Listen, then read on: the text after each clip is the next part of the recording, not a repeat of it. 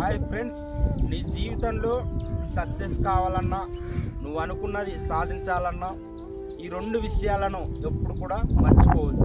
మొట్టమొదటిగా ఎవరైనా నిన్ను పొగిడినప్పుడు పొంగిపోవద్దు. అదేవిధంగా ఎవరైనా నిన్ను బాధ పెట్టినప్పుడు, కృంగదీసినప్పుడు కృంగిపోవద్దు. ఎందుకంటే నీకు అవసరం ఉన్నంతసేపు అబ్బా నువ్వు అందంగా ఉన్నావు, నువ్వు సూపర్ అని నీ గురించి తెలివితేటలు బాగున్నాయని చాలా పొగుడుతారు. కానీ తర్వాత ఏం చేస్తారంటే కొంతమంది కృంగదీసేవారు కూడా ఉంటారు.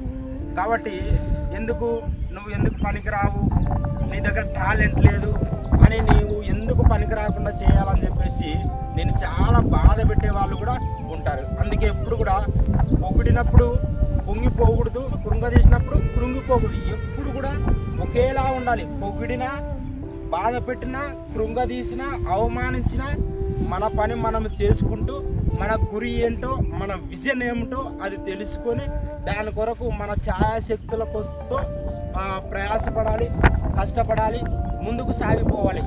అవసరం ఉన్నంతసేపు మనుషులు రకరకాలుగా మారుతారు. ఎందుకంటే సామెతడు కదా, అందితే జుట్టు అందకపోతే కాళ్ళు అని. కాబట్టి మనుషులు అవసరం కోసం మారుతూ ఉంటారు, పొగుడుతూ ఉంటారు, బాధ పెడతా ఉంటారు, కృంగదీస్తూ ఉంటారు, అవమానిస్తుంటారు. కాబట్టి అవన్నీ ఏవి కూడా పట్టించుకోవద్దు.